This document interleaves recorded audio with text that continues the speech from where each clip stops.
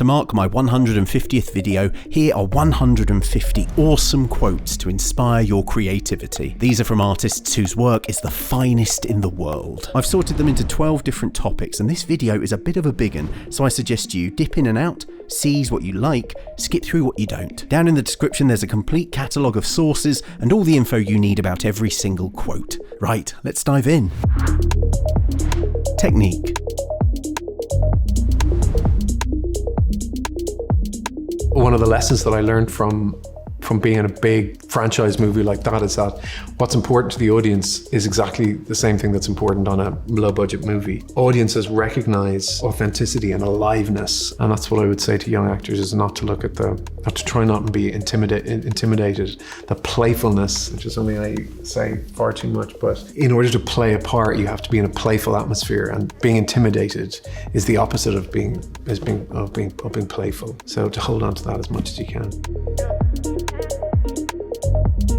And I remember Josh Brolin did something that it sounds simple, but acting-wise, it blew my mind. And when we was doing a scene, a really mundane, like setting up exposition scene, and then I had a line, and obviously I'm not trained, so my diction can sometimes be a bit off. And so I said something in the scene, and his line was next, and then he went, "What?" And I'm thinking, that's not the next line. I'm like, you have a line.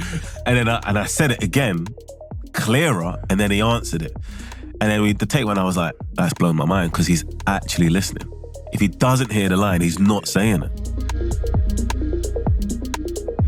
And I remember being very excited for the fight scene, because like as an actor, particularly a young actor, you get, I get to yell and scream and blah, blah. And I remember him coming up to me after about the second take and him saying to me, "You're not listening to me." To actually listen as an actor, as a person, everything becomes different.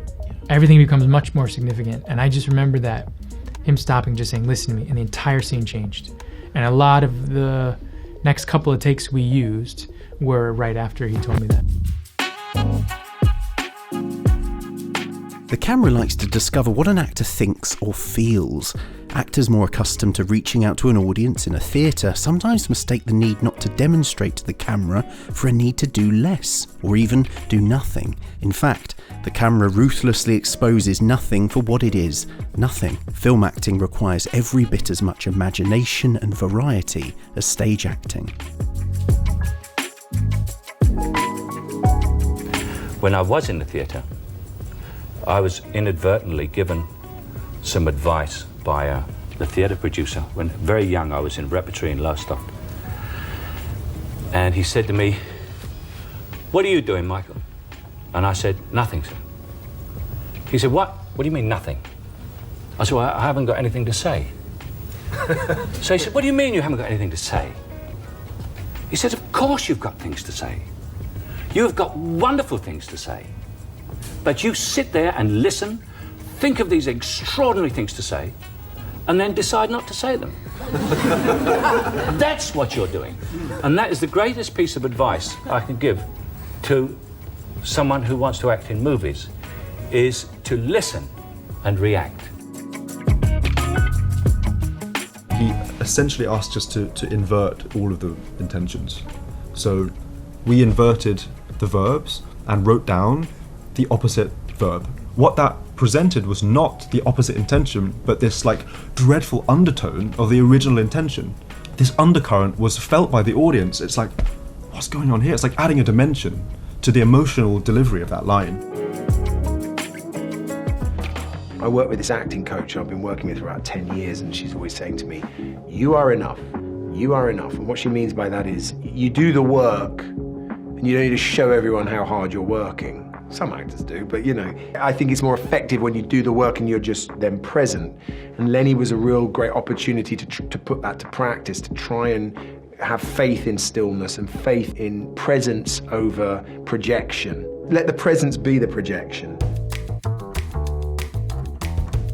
Don't blink. The screen is so wide, you see, that it makes every eye about 6 foot across. And if the audience is supposed to be frightened of you, and you start blinking like this, like Bambi, a lot, which some people are sometimes inclined to do when they're nervous, then it sweeps across the screen and it's not as convincing. as if you're going to be deadly. You never see a cobra blink, do you? No, you don't. I'd met the late great director Mike Nichols just before I started shooting, and I said, "What's your advice?" He said, "Actors can always act faster than they think." So we'd do 1 or 2 takes, and when I was satisfied with what I had got, I always asked the actor, "Do one for you." And then I said, always at the end, "Let's do one for Mike." In other words, leave whatever pauses, whatever you're doing, and just motor through it. And almost without exception, the doing one for Mike were the takes that we used, because they had the most life, the most freedom, and the thing of speed. That was a great learning experience, and a very, very simple note that had a kind of genius. Do not saw the air too much with your hand. In other words, don't wave your hands all over the place. The great director I worked with, he's a pretty savage director called John Dexter. He's gone now, he's dead, but he used to shout at me to stand still, hold it, and be economist. Be economical. Laurence Olivier said the same thing when I was working at the Vic. He said, economize. He said, because if you hit the ceiling all the time, the audience gets dull. They may as well go to the pub and get drunk next door. So he said, don't show too much, just contain. But I never understood that, and as the years have gone by, it's sort of it's happened for me. I understand that the less you show, the less is more. But you have to have the power or reserve inside. But the less you show, you let the audience do the work. And it's a trick, I guess, or it's something that came to me. When I'm writing music, I tend to go really fast. I'll go like, and then hopefully something will stick. And part of the skill of being a sort of composer or something is learning how to let the flow happen, and then also when to let the flow stop, so that you add resistance to the flow, so that when you let the flow go again, it goes even further. It's like this perpetual flow distance competition. And you have to watch in a script not to grab a hold of things that you want to take literally too early, because you don't want to get bound to anything. You want to stay loose. Well, over and over through repetition, you know the script, you know what it's about. It's not about knowing the lines. It's understanding what the hell you're saying and what you mean and what you're trying to get and what you need, why you're having trouble getting it. How are you going to get past that obstacle to get what you need? In rehearsal, we may discover a choice that works well. The actor is happy, the director is happy, but this still may not be the best choice. The only way for the actor to know is to keep on exploring. If in the process nothing works as well as the earlier choice, then the actor knows it is right. Even better, he feels it is right. Then repeating the choice is no problem. The best advice I heard was Peter Brook, who summed it up with, hold on tightly, let go lightly. And I think you've got to hold on to what you want to do and not worry too much about what other people want you to do. And I wish I'd done more of that. I wish I hadn't listened quite so much to what other people thought I should do. But in the same way, you fight for it and you're passionate about it and you give it your everything and you work very hard. But if it's not working out, you've got to let go lightly and don't worry about it. Perfect communication demands from the actor a balanced quartet of emotion, intellect, body, and voice. No one part can compensate with its strength for the weakness of another.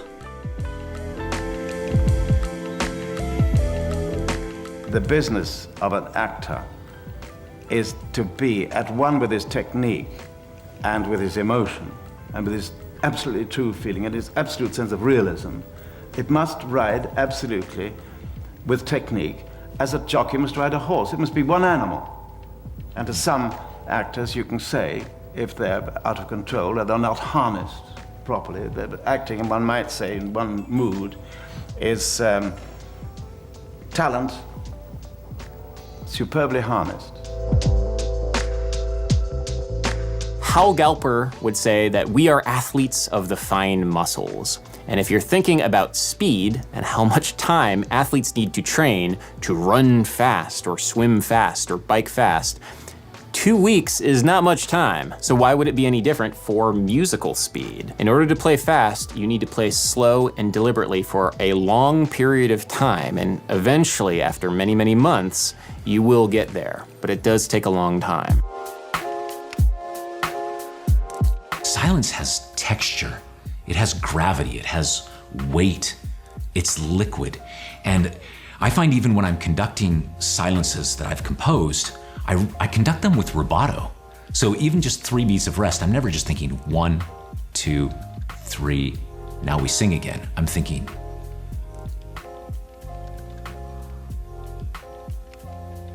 boom.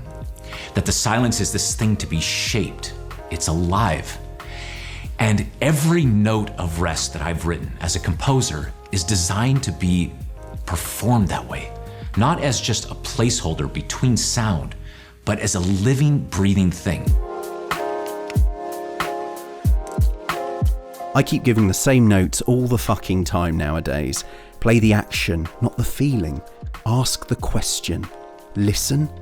The most important word is often the last one in a given line.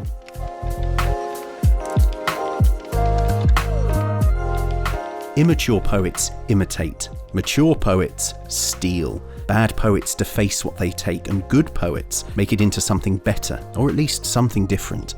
The good poet welds his theft into a whole of feeling which is unique, utterly different from that from which it was torn. The theatre.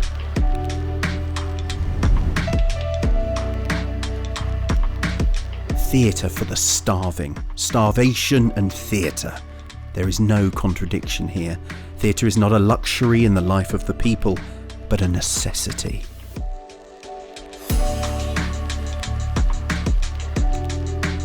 Theatre teaches us to respect others, start a dialogue, experiment, find our voices, make connections, self-evaluate, observe, express ourselves, value aesthetics, learn from our mistakes, embrace diversity, reflect on our work, envision solutions, persevere, break away from stereotypes, have an opinion, collaborate, see another point of view, create, listen, appreciate beauty, imagine possibilities, innovate.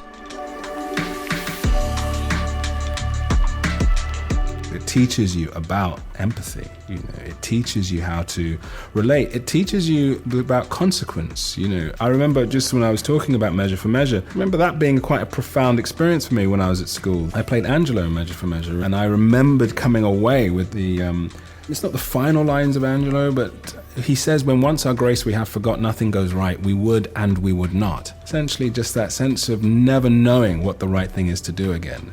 And I remember just being very young and thinking, wow, that's a really important life lesson that is very important that once I feel now, take away into the world and I can never unfeel, even though I've done none of the bad things that Angelo did.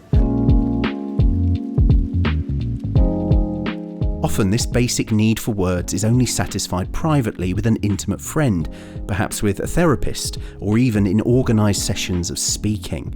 As when we go to a public meeting to speak our mind on an issue. We go to sports matches and rock concerts to shout our heads off. This is a form of public therapy too. Theatre is public therapy.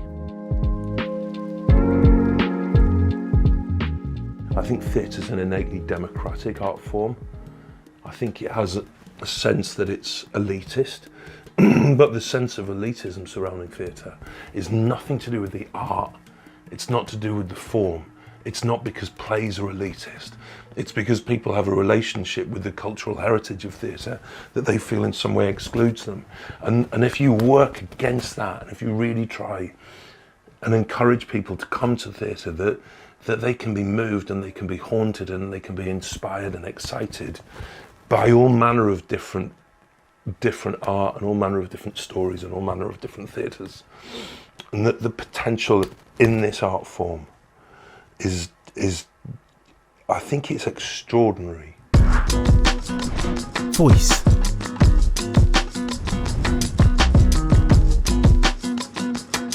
The first moment of life outside the womb is an intake of breath, followed by a cry, a call to the world. And with that breath, the heart is fueled for emotions and the brain for thought. The knowledge hidden in the word inspiration is true. We need to take a full breath to catch an idea. We need to take a full breath to inspire and be inspired. And throughout life, we have to make a choice to fully breathe, to face and experience feelings we do not want to face, to remember what we do not want to remember. The last moment of life is the final release of breath, the final letting go of ourselves.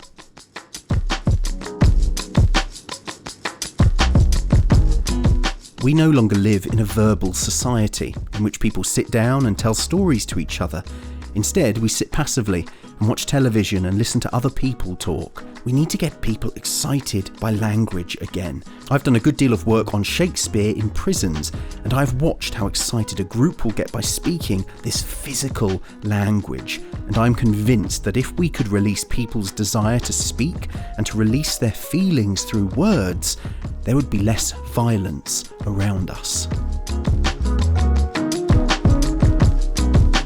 Learning an accent is like going to the gym for your mouth. I've said that before. You just gotta put in the time, and really work at it. And it takes weeks and weeks. And ideally, you need to be in the environment. So if you're shooting a movie in America, you're in the environment all the time. You're hearing people speak like that all the time, and it helps an awful lot. I cannot tell you how many people arrive for coaching unprepared. When I ask them how they prepare, I discover their practice has been silent and passive.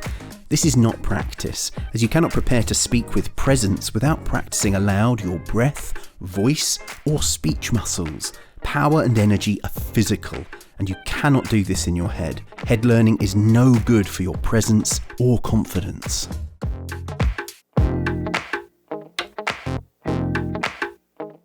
Actually, speaking certain words in some circumstances can be upsetting. The act of bringing feelings to the surface via words may be disturbing or painful, but speaking about them changes them. To talk about something you have done wrong actually helps to cleanse you. The more difficult it is to talk about, the more cleansed you feel afterwards. You get it off your chest, or you get it out of your system, or it is a weight off your mind. All those marvellously organic phrases which show just how closely the mind and the body are interrelated. Craft and process. I like studying personally. I'm fascinated by other performances and performers, and I'm always trying to steal and learn and watch and absorb. An actor cannot interpret or thrill an audience until their craft is organic. They might be audible and clear, but the audience cannot be transported to another world if they can observe an actor's craft. It is the same with a musician, dancer, writer, or leader. And because craft is only embedded and organic when there is sufficient dedication, application, and repetition, it is not achievable unless the student is seeking excellence and works hard to improve their craft.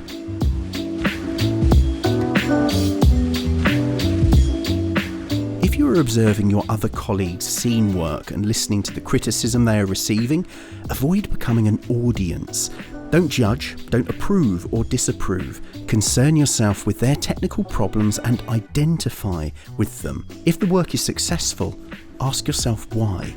If it is unsuccessful in certain areas, ask yourself why. See if you can use the criticism the other actors receive to relate to your own problems, where yours are similar. We are always most open-minded and understanding when our problems are discussed in terms of someone else. Sometimes we learn most off the backs of others. Adulation or putting down, approval or disapproval is just an opinion, bunkum and gossip.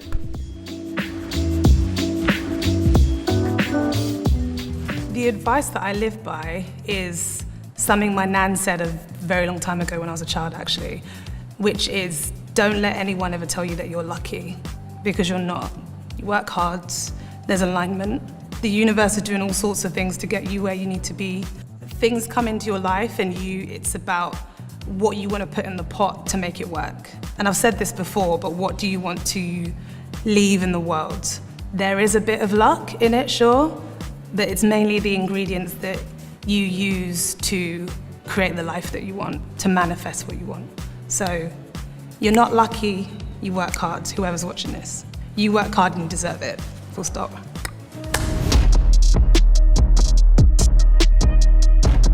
Nothing will come of nothing.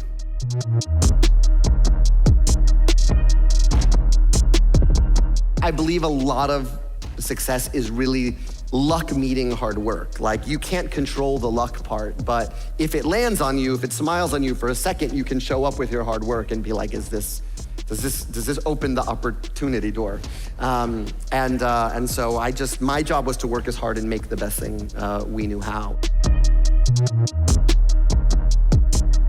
Picasso lived to 92 and had a 78-year career, and it's documented that he created roughly 147,800 pieces of work. So the quote below, he wasn't bullshitting. Misogynist? Yes. A worker among workers?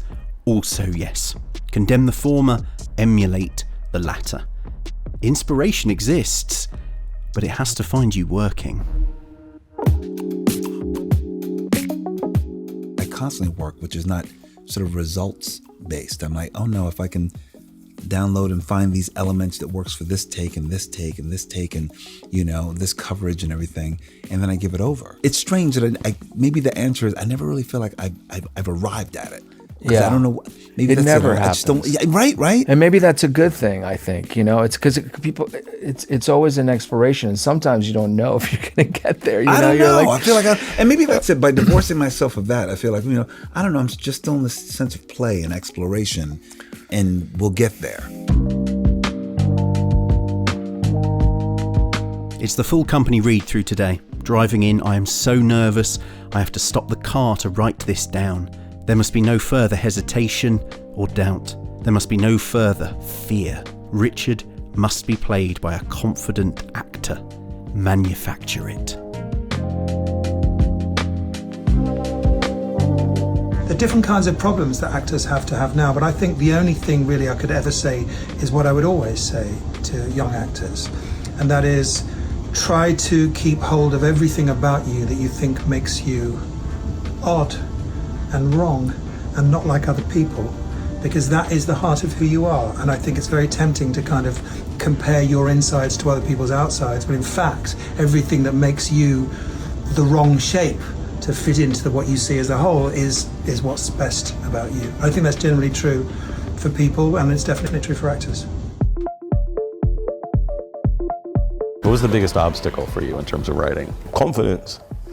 It's like you have this fear of being rubbish. Yeah. The realization is that you have to be rubbish. Like, it's literally part of the process. You're gonna get the first draft, it's gonna be rubbish, and you just keep going. The pivot was, I'm not trying to be good or great, I'm trying to be honest. It's really hard. And I think what a lot of people don't like dealing with how hard writing is. I love writing with a partner. I love writing with a partner because you get instant gratification and you instantly figure out your bad ideas. Andrew Stanton at Pixar says, he has a great thing, which is be wrong fast. So like, if you have an idea, just write a version of it. Just write a version of it, spend a month writing a version of it, and it will most likely be wrong. It'll be bad. And then you'll give it to your friends and they'll be like, this sucks, you know, or whatever. That's another thing I learned, was that when people give you notes on something, when they tell you it's wrong, they're usually right. When they tell you how to fix it, they're wrong. They're usually wrong. Can you say Do you know that what I mean? Say that one more So like when they give you notes, so like if you go, I don't really like the relationship between the husband and the wife, I would have it that he was, you know, I would do it this way. So when they say, I don't like the relationship they have with husband and wife, they're right. There is something probably wrong in that area. But then when they tell you how to fix it, it's always wrong. Like, don't listen. Like, once they say, here's what I would do, just turn them off, because they're always wrong. It's like, it's like you got to figure it out yourself. Success is really about many, many failures, and that we want to make sure that we have a culture that we don't judge, we expect to fail, we intend to fail, we plan to fail. We plan to fail many, many, many times because we're experimenting, we're trying things that we don't know if it'll work or not. And if we're above 50% hit rate on our smaller projects, we're not trying hard enough. I think sometimes if I look at my catalog, it looks like, yeah, most of these pieces are winners. They all kind of work. That's because I don't publish the ones that don't work. And I would say I'm about 50-50. 50% work and are in my catalog, and 50% went up once or twice and were disasters. And I took them down and I either cannibalized them or I learned from them. Oftentimes when you're writing these pieces, you've got to wipe out. You've got to write real disasters. It's the only way you're going to learn. In fact, sometimes I think that you've got to write 5 pieces in order to get to the piece you're trying to write. So keep writing. Fail big, fail often. This is what the job is. At this stage in a production process, my dreams are usually the scene changes on repeat, so to have had only one sleepless night is pretty good. But you should be sleepless about your shows. You have to be a perfectionist within your priorities. If you are sleeping comfortably, you probably don't care enough. I've got plenty of quirks. I go to an office early in the morning, and early in the morning is really good writing time. I take anywhere between 6 to 8 showers a day because I'm not You're not exaggerating. I'm not exaggerating. I'm not a germaphobe. It has nothing to do with germs. It's all about a fresh start. Okay. I was writing. It was not going well. I'm writing badly. Start again. Take a shower. Put on different clothes. And you'll feel refreshed and start again.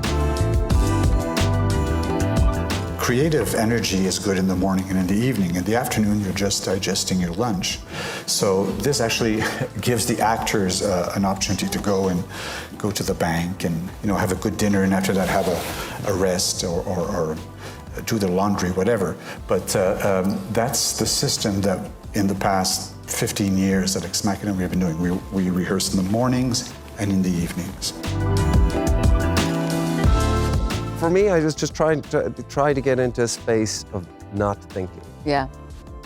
In general, going into scene or acting, I try to find that place where I'm not thinking. I'll have done a lot of work at home beforehand, looking at the scenes, sort of, trying to get an inspiration for the character, figuring out what the character's all about, what their sort of, backstory would be, all the homework stuff, all the boring stuff. Hopefully then by the time I get on set, I just can, and it's hard to do. I find it hard to do, to get to that place where you're just not thinking. You're not going, oh yeah, I should do this because this is good. Or when I do something, I was like, that was good, do it again. To just sort of find something that is in that empty space.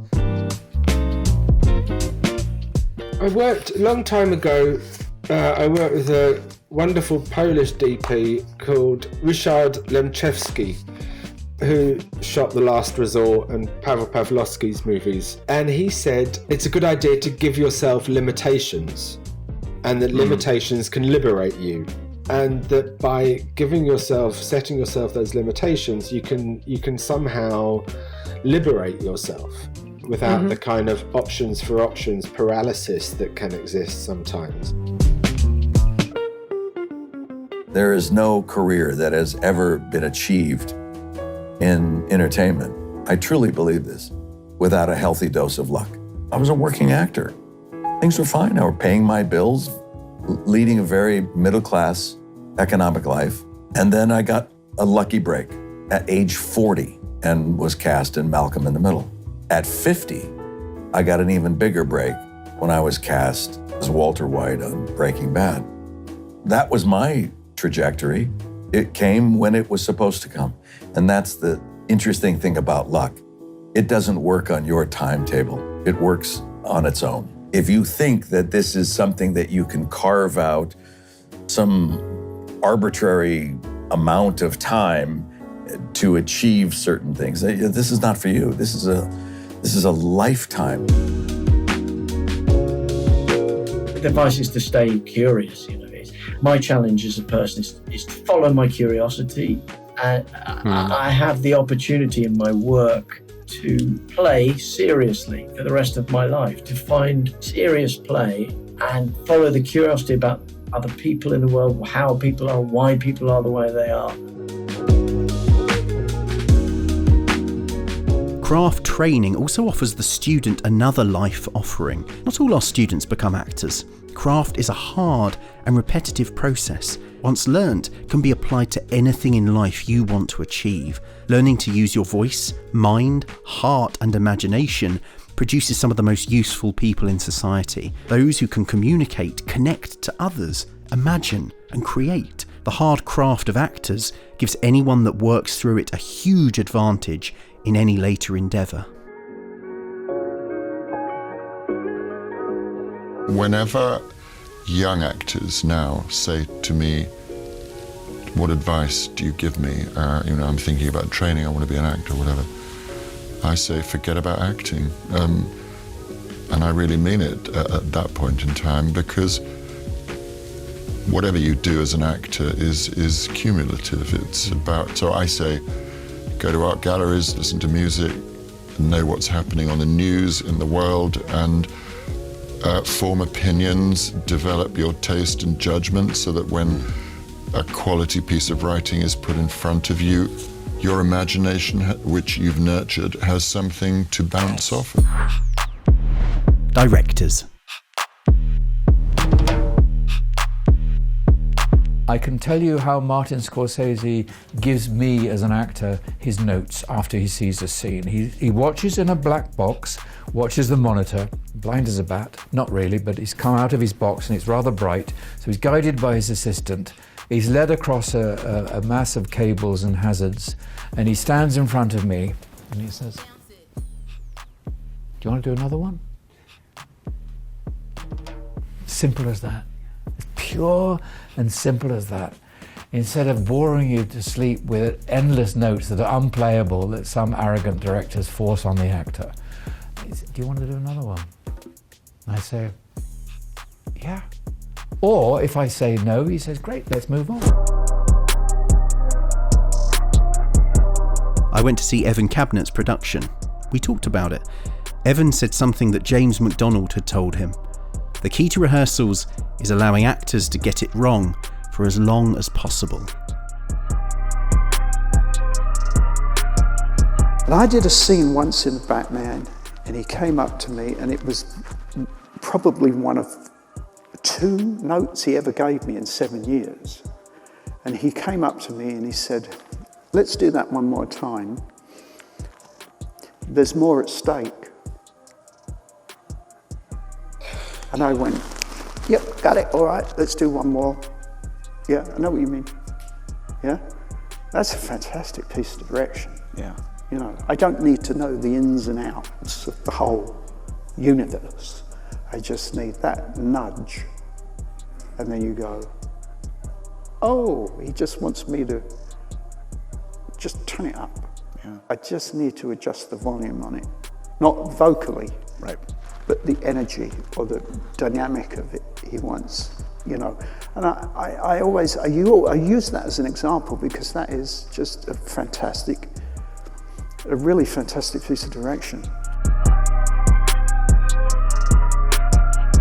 Nothing about directing is simple, just as nothing elsewhere in life is simple. The truth is, it's hard, shit happens, and you won't always know what you're doing.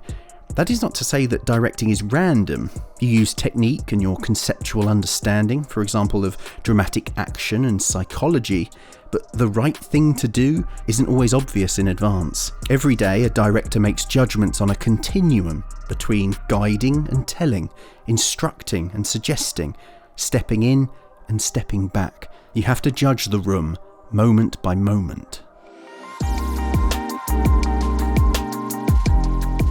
The night Rudy saw it, at Clifton College in Bristol, we were all nervous and excited to hear his reaction to our radical interpretation of the play. He wagged his heavily ringed finger at me and said in his much imitated nasal twang, "Greg, remember rule number 1, don't want to be clever." I say that is the best piece of advice I've ever been given as a classical director, because it is a reminder not to get in between the audience and the play. That's not your job. You have to reveal its greatness. That's all.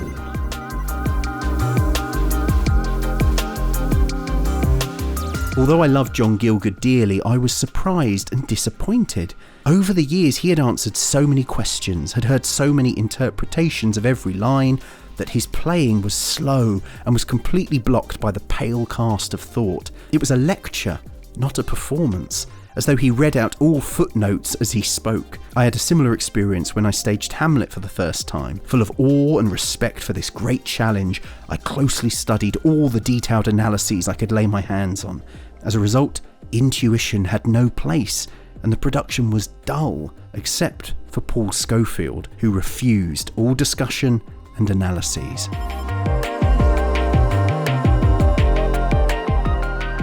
I have recently had a spate of comments from directors that should concern younger actors. Directors speak more than ever about how hard it is to talk to younger actors, that the latter are sometimes indifferent or unable to discuss work with any joy or flexibility. It is as though basic communication skills in an audition are not fully appreciated by the younger generation of actors. You must remember that the easier and more open you are to work with, then the more likely it is a director will feel able to work with you.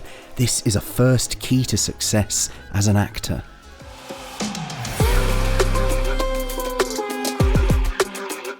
From then on, for me, a hunch seemed to make more sense than common sense. Some of it is about pace and rhythm.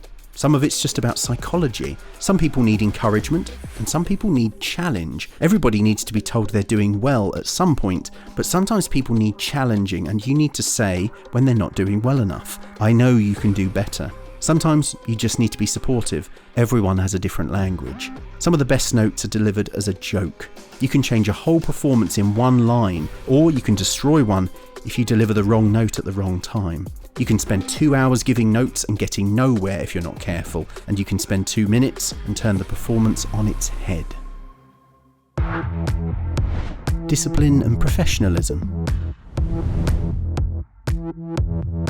And yeah, sometimes you don't go to the party that all your friends are at because the idea is calling to you in that moment. Wait For It's a great example of that. I was on my way to my friend's birthday party when that lyric showed up, when Death Doesn't Discriminate showed up in my head. The idea came on the A down. I started writing it down in the train, in La Quinita of the A train. Break dancers are dancing, I have my headphones on. I get out, the whole chorus comes all at once. I write it down, and I suddenly see the shape of the whole song. I was just like, the chorus is Burr, that's who he is. I go into my friend's party. I go, hey, what's up, man? Happy birthday. I gotta go. I get on the L train, and I write the rest of the song on the way back home, from the L to the A back up to 207th Street. You have to do that sometimes. You have to say no to your friends to say yes to your work. Because what are you gonna do? Like, lose that idea because you decided to, like, have a drink with your friends? Like, it's not worth it. Your friend will be there. Quality is never an accident. It is always the result of intelligent effort.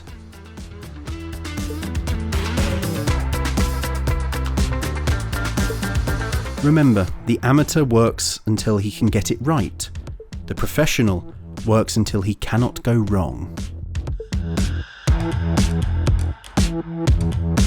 I do tell young actors, turn up on time, be early, and know the lines. When I arrive on the set, I've done my homework and I'm ready to work. And I've noticed occasionally there are people that think they're a little lazy and that they can wing it. You've got to be incredibly talented to be able to wing it, you know. But that would be my advice to people. Just be early and ready to work. I get really angry with actors who are late. I know getting around London is difficult and you can't guarantee, but I was brought up in a tradition that you leave with enough time, so if there's a delay or a hold up on the tube of the train, you will get there pretty close. Now, we live in a very different era where people do not think like that at all. They don't realize that if they come to rehearsal late, they're probably holding up 10, 12 other people, me, the stage management, and the other actors, you know. And so that sense of I'm part of a community, I'm necessary, I must be there, is very strong for me. I need the actors. I'm useless without the actors. What's a director without actors? You know, you have to be very modest at some level and say, you know, I'm nothing without them. Watched Hamlet. Ian hadn't played the Saturday shows. I saw him before the show, and he looked very weak and pale, his face now deformed by swelling. He apologised for his lack of professionalism. If they pay you, Richard, you should turn up, he said. His performance was possessed. He wasn't playing the part, he became it. By the end of the performance, he was exhausted. Each line of the last scene wrung out of him. He stood at the curtain call like a bruised boxer after 16 rounds, battered by applause. I don't really know how to do the sort of prep stuff without it being somewhat intensive, because otherwise I just don't feel I have the confidence. I always imagine that I'm going to get to set and the director's going to go, I don't even like this scene, make it up. And I've got to be ready for that. And if I'm not ready for that, I feel very insecure arriving on the set. I'm a really big advocate of owning up to your mistakes and taking responsibility for them. I think it's like, I think it is very trust building for the people that you're working with if you own up to your mistakes. Typically, the way we judge people is how they respond to mistakes they've made. For one thing, Stephen Daldry rehearsed the interview with me a number of times. He asked lots of hard questions. Some of what I learned over those days has been useful to me ever since. For example, he asked one question, I can't remember what it was, and I gave a negative answer of some kind, and he said, "Why are you being negative? Never be negative." I try never to be. Shakespeare.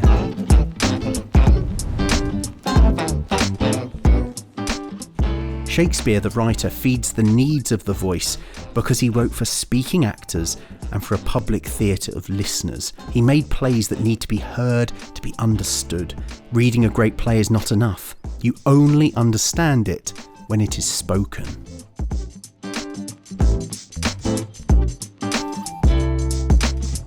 There is no mystery about it. Verse speaking is not a special skill distinct from acting or speaking comprehensibly, neither of which come easily without training and experience, but both of which can be torpedoed by fear of the iambic pentameter. Shakespeare demands what should be habitual fixations for any actor: relish for what you speak, delight in your own imagination, belief in your own articulacy, and the emotional capacity to take yourself apart. He asks you to think before you feel. Emotion is the consequence of thought.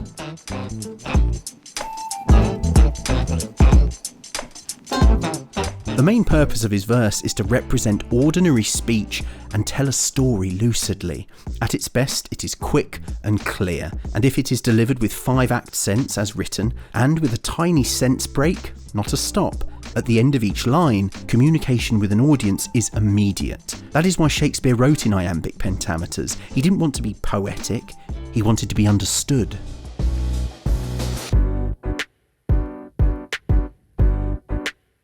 The rules are that you obey the punctuation and you obey the line ends. I'm going to sound, analytical to talk of it that way. It ceases to become like that. But all I can say is that once you have learned that and learned that you must actually mark the line ends and not run the thing on, and that half lines must be half lines, Shakespeare tells you where you should pause and where you shouldn't pause. What it teaches you is to be not indulgent about the verse. What you also learn about language is to use the line for the emotion. You don't pause and then drum up the emotion of what you've just said. The line and the emotion are on the same level. That's what you use. Then you always have that inside you and it never goes away.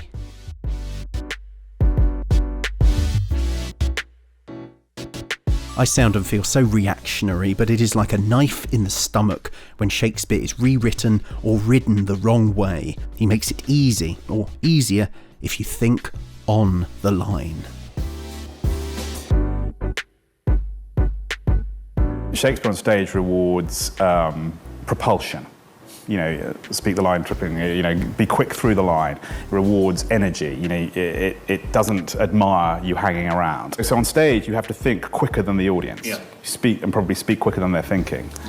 Whereas film rewards slow thinking. If you think of the great film actors like, De Niro or Brando, or, they think slowly.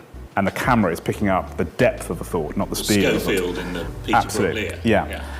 And thinking slowly is not Shakespearean. Prose, or at least 99% of it, is a more artificial language than verses. Prose watches itself, conscious of the effect that it is trying to create. The verse says it like it is, spontaneous and uncensored. Prose runs more quickly. It's not the rhythm of our heartbeat any longer. The speed of it reflects the workings of our imaginations. The nimbleness of it reflects how our brains are continually making instant connections. So prose is a cerebral activity, and it is full of new ideas, lists, repetitions, full of antitheses, consciously creating shapes with words and playing with rhythms.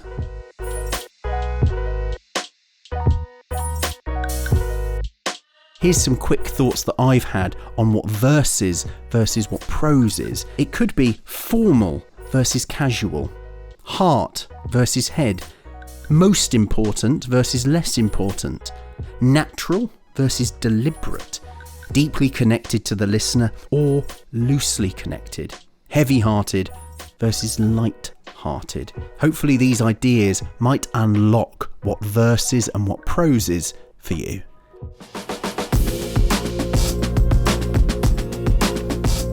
The release of the voice and the placing of words into space have an emotional effect. When you place a word out of you into space, you begin to create the thing itself. This is particularly compelling when the language is so concrete and sensual. When characters speak, it is an event. They are making things happen. Speech is not separate from action. That is why a curse, for instance, is so potent and frightening. If I were to offer one single bit of advice to an actor new to Shakespeare's text, I'm not sure it wouldn't be more useful if I were to say, look for the antitheses and play them than anything else. We can very easily overlook them because we don't use antithesis very much today, particularly in our everyday speech. Yet Shakespeare was deeply imbued with a sense of it. He thought antithetically. It was the way his sentences over and over found their shape and their meaning. Remember, the iambic pentameter is a pulse. It is the heartbeat of Shakespeare's poetry. Like your pulse, it does not keep a steady, dull pace. It races with excitement, dances with joy or terror, slows down in contemplation. The iambic pulse is already there in the poetry, and, like all rhythm, it has its origins inside the human organism. It was not invented by a clever external cerebrum. There is nothing mechanical about the rhythms of great poetry. If they seem mechanical, you have made them so. And if you let the pulse of Shakespeare's poetry enter your veins, it will quicken and calm you, hurtle your spirits towards frenzy, give your organs an aerobic workout, make you sweat, pump your heart, bring you to inner peace and harmony.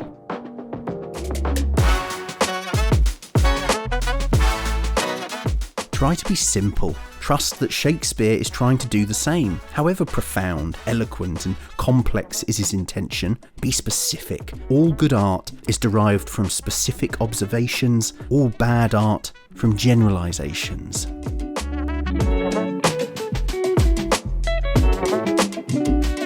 The fundamental truth about acting Shakespeare is that thinking and speaking are the same thing. When an actor first realises this and understands the significance, it can be transforming. The sound of a word coming alive in the air triggers other words that begin to explain the individual to themselves. This is the process of knowing yourself.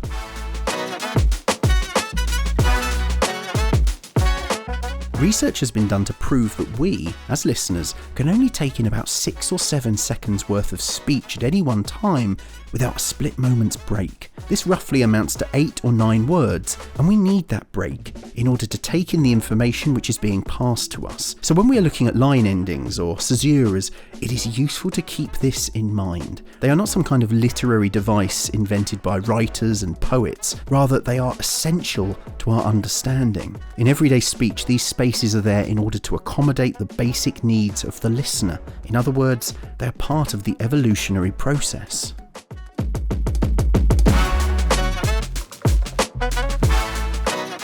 Don't feel that the text is a complete score that you have to decipher with expert help. I think more and more that Shakespeare deliberately left major decisions to his actors. He wants us to seize the text and make it our own. Patience and perseverance. Don't complain, contribute.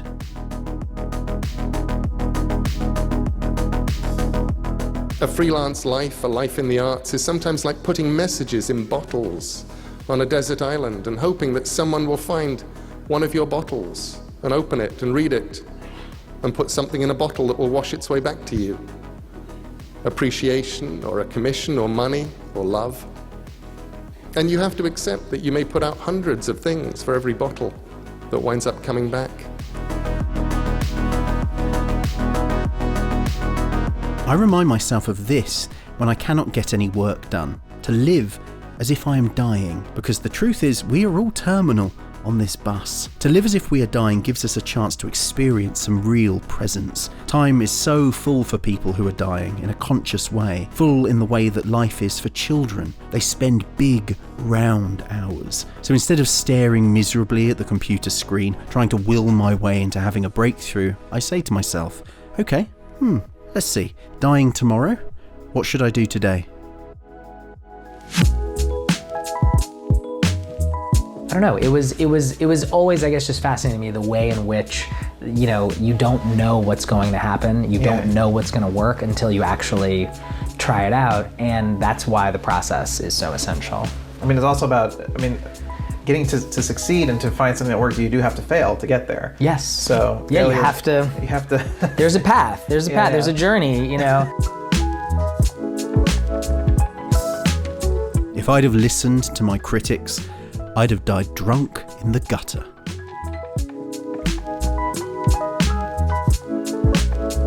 I want to say to you, don't fake it till you make it. Fake it till you become it.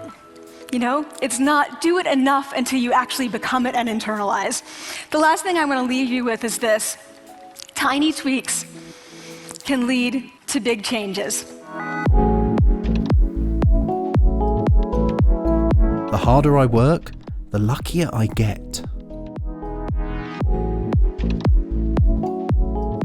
You need practice. In that regard, it's also like playing the violin. You need to do it a lot and keep doing it. Be a diagnostician. When you see a movie you don't like or an episode of television you don't like, don't be like your friends who don't necessarily want to be writers, who are just saying, oh God, that sucked, man, and they're just making jokes about everything. Go ahead and make jokes, and it's okay to say that sucked, but then when everyone leaves and you're going to sleep, try to think about what was wrong. Same thing when you love something, okay? So when you're done with the experiential thing, think about what was so good about that scene, what was so good about that moment.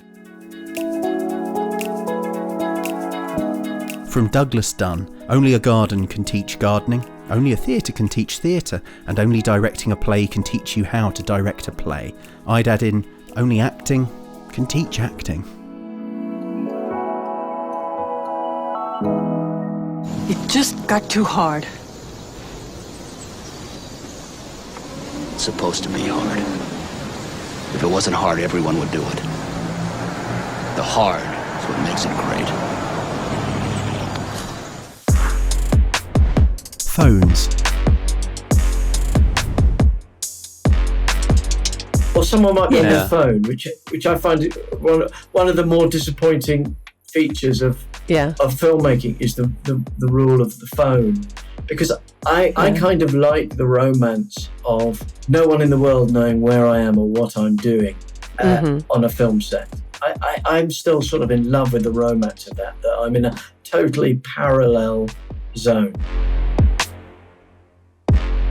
They're coming for every second of your life. That's what these companies are coming to. We used to colonize land. That was the thing you could expand into, and that's where money was to be made. We colonized the entire earth. There was no other place for the businesses and capitalism to expand into, and then they realized human attention. That they are now trying to colonize every minute of your life. That is what these people are trying to do. Every single free moment you have is a moment you could be looking at your phone and they could be gathering information to target ads at you. That's what's happening. But there is a difference between a tool, which is designed to help humans, and a weapon, which is designed to hurt human beings. Mm-hmm. And I think that the percentage right now, in my opinion, and again, I'm open to being convinced, is that it's 80% weapon, 20% tool. Death invented the phone. It looks like the altar of death. Do not worship the telephone. It drags its worshippers into actual graves with a variety of devices through a variety of disguised voices. Reading.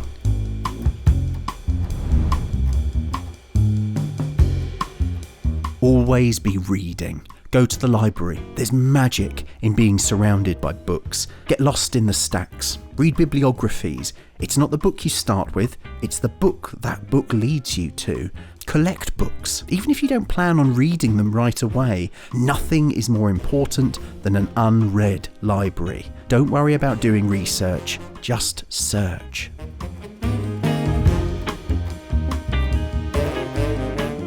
For some of us, books are as important as almost anything else on earth. What a miracle it is that out of these small, flat, rigid squares of paper unfolds world after world after world. Worlds that sing to you, comfort and quiet or excite you. Books help us understand who we are and how we are to behave. They show us what community and friendship mean. They show us how to live and die. They are full of all the things that you don't get in real life. Wonderful lyrical language, for instance, right off the bat, and quality of attention. We may notice amazing details during the course of a day, but we rarely let ourselves stop and really pay attention. An author makes you notice, makes you pay attention, and this is a great gift.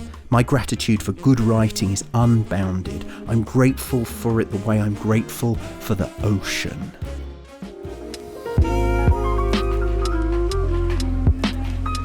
The best moments in reading are when you come across something, a thought, a feeling, a way of looking at things which you had thought special, particular to you.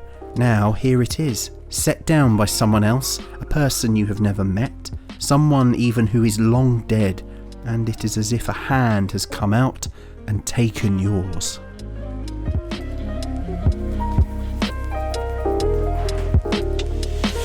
Alice was asked, what advice would you give a budding, underconfident writer?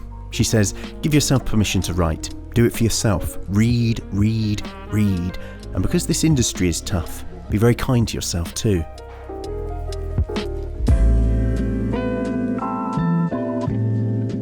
Read plays when you're not fully booked. If you really like a play, read it every 6 months.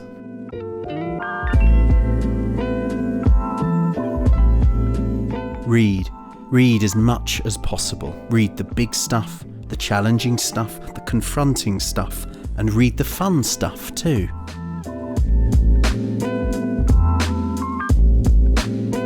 A reader who expects a poem to give away everything on a first reading is like a person, a man most likely, who expects another person, a woman most likely, to go all the way on a first date. I think this applies to poems and plays. Speakers should be wordmongers. Words are your stock in trade. Relish them. Connect with them.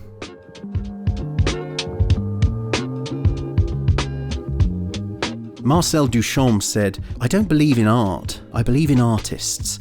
This is actually a pretty good method for studying. If you try to devour the history of your discipline all at once, you'll choke. Instead, chew on one thinker. writer, artist, activist, role model you really love. Study everything there is to know about that thinker. Then find 3 people that thinker loved and find out everything about them. Repeat this as many times as you can. Climb up the tree as far as you can go. Once you build your tree, it's time to start your own branch.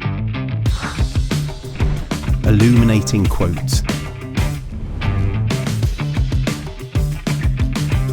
The task of the artist at any time is uncompromisingly simple: to discover what has not yet been done and to do it.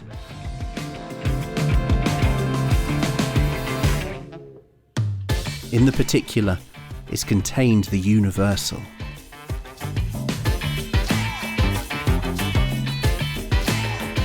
You never know what is enough unless you know what is more than enough.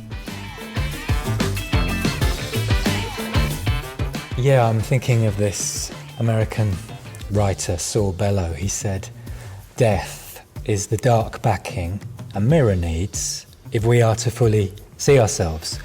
And it seems like you're saying that a mortality consciousness actually allows you to be in the present and to value life. There's only one way to avoid criticism: do nothing, say nothing, and be nothing.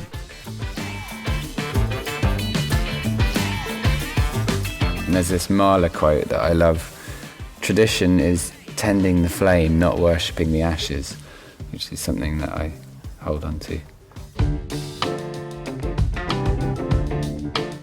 Energy motivates, but charisma inspires. Energy is easy to see, easy to measure, and easy to copy. Charisma is hard to define, near impossible to measure, and too elusive to copy. Charisma has nothing to do with energy. It comes from absolute conviction in an ideal bigger than oneself. Energy, in contrast, comes from a good night's sleep or lots of caffeine. Energy can excite, but only charisma can inspire. Charisma commands loyalty. Energy does not.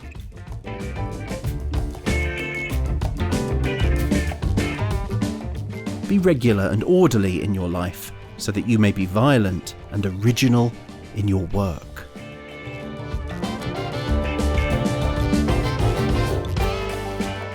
Before you enter the audition room, remind yourself they want you to solve their casting problem.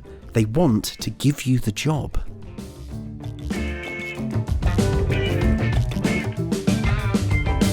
To achieve great things, 2 things are needed: a plan and not quite enough time.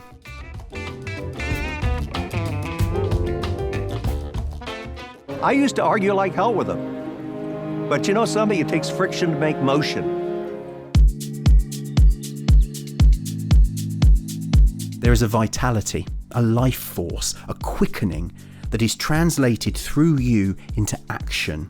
And because there is only one of you in all time, this expression is unique, and if you block it, it will not exist through any other medium and it will be lost. The world will not have it. It is not your business to determine how good it is, nor how it compares with other expressions. It is your business to keep it yours clearly and directly, to keep the channel open.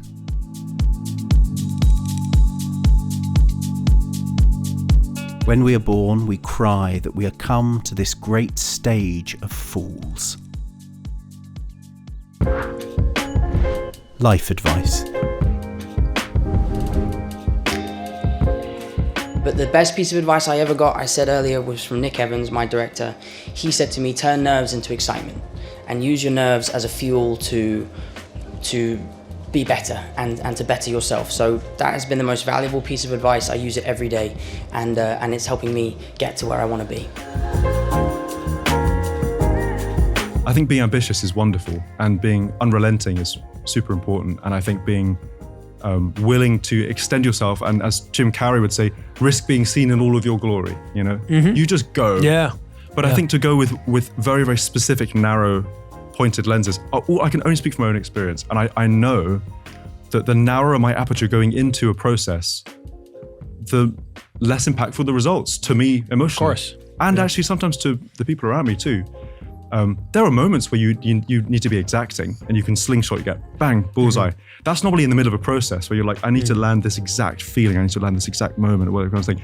But in an overarching sense, I think the wisest of us don't really know what's going on, but we do know who we are and we know what matters to us. And from those things, you can pull goals, you could say, and dreams, and the North Star becomes more palpable and available. And from that, you literally just keep walking, knowing that you're going to find something.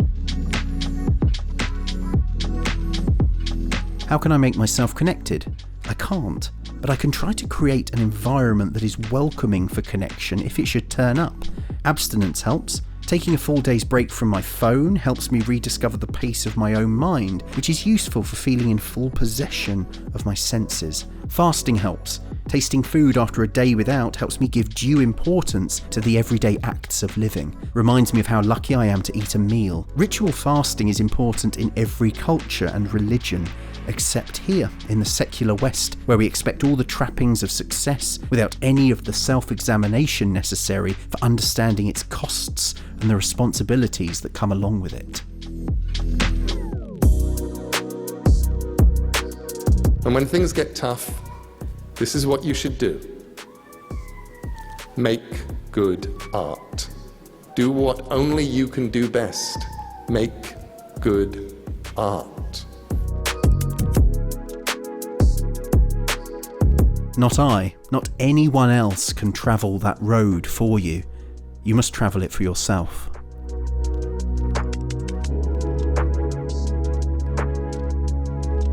If you are difficult or unreliable to work with, people will not want to work with you. It's as simple as that. There's no discussion on this rule.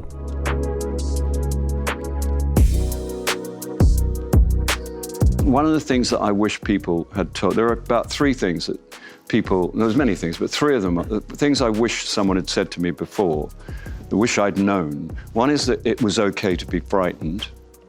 Two was that drugs are the enemy of art. And three, pay your taxes, moron.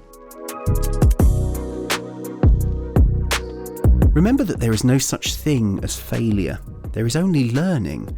Sometimes you will end up learning what doesn't work, and that's okay. And sometimes what seems like a terrible failure will turn out to be the best thing that ever happened to you, and the result will be better than anything you could have imagined. I wish I had known that this too shall pass. You feel bad right now? You feel pissed off? You feel angry? This too shall pass. You feel great? You feel like you know all the answers? You feel like that everybody finally gets you, and there you are. This too shall pass. Remember, everyone is scared. Even the most successful ones are scared. If you've been in Game of Thrones, you will freak out about where your next Game of Thrones is coming from. I was told this by one of my friends who was in Game of Thrones. Everyone is screwed up, broken, clingy, and scared. Even the people who seem to have it most together. They are much more like you than you would believe, so try not to compare your insides to other people's outsides. It will only make you worse than you already are. Never compare yourself to anyone else. It's the most corrosive thing to think that others are better than you. You have to concentrate on what you're doing. When I was given this quote, I was told it was from Michael Sheen. It might be from him, it might be from someone else. That's the thing I found, that you have to prove things to people. Very few people you can run into and tell them an idea and get them to go along with you. They can't see the potentials in things, you know. So I've felt all along, all through my career, instead of talking to somebody about something, if I could, I'd go ahead and make something and then show it to them. You know, Raj, we learned on the Hulu show you can't change people's minds. This sounds crazy. With facts. Especially because we live in a time where there are no facts, where there's no baseline truth. We don't even agree on what the truth is. No, you can only change people through feelings. And that's the goddamn truth, Ruth. You You can't work with hate. You can't create with hate in your heart.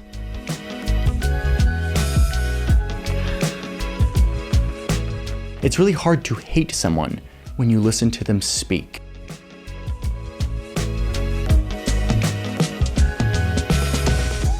Hey guys, so I wanted you to hear it from me, just in case someone sees me on the street or whatever. I've just had 2 biopsies done. I just went to my doctor, Dr. Iron, who's awesome, and she just saw little things, could be or could not be basal cell, in her opinion. She doesn't know.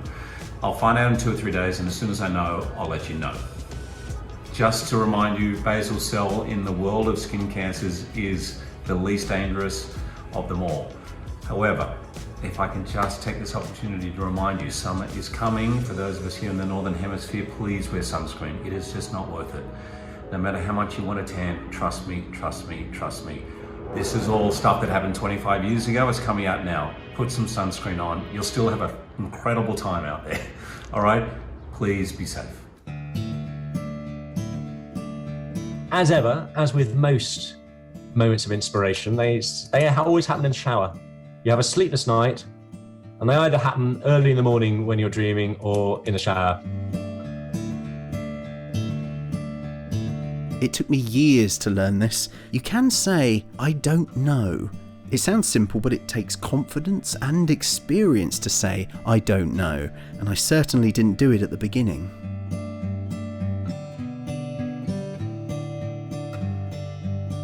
When we say out loud what we don't know, it increases the likelihood that someone who does know will offer help.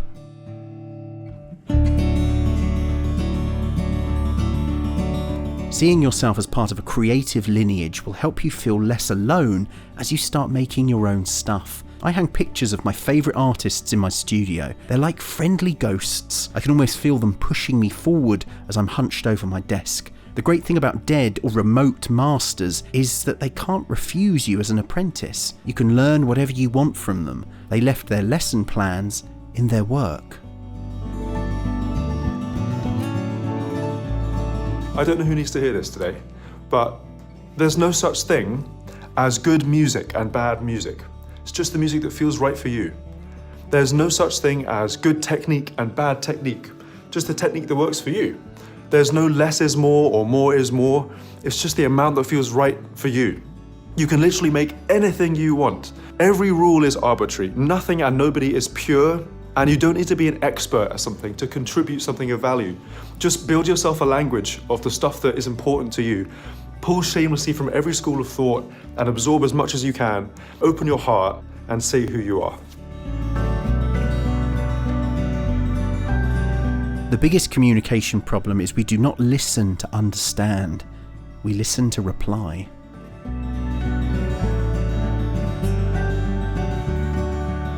We learn by listening. We learn about other people by listening to what they have to say and how they say it. It is the only way you can observe people and get to know them, and you miss so much if you do not. You also help to put people at ease if they feel you are interested and listening. The genuine desire to listen is perhaps the most important part of establishing good relations.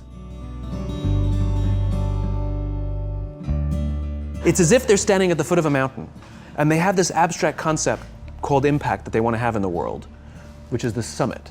What they don't see is the mountain. I don't care if you go up the mountain quickly or slowly, but there's still a mountain. And so what this young generation needs to learn is patience. That some things that really, really matter, like love, or job fulfillment, joy, love of life, self-confidence, a skill set, any of these things, all of these things take time. Sometimes you can expedite pieces of it, but the overall journey is arduous and long and difficult. And if you don't ask for help and learn that skill set, you will fall off the mountain. If you don't ask, you don't get. And if I may, call your mom. Everybody. I'm told it's like 1 billion people or so. Call your mom, call your dad. If you're lucky enough to have a parent or two alive on this planet, call them. Don't text, don't email. Call them on the phone. Tell them you love them and thank them and listen to them for as long as they want to talk to you. Thank you. Thank you, Mom and Dad. Wow, you made it. I hope these quotes have inspired you as much as they inspire me. Please give this video a like, subscribe to the channel, and check out these other videos too. Take care, and all the best.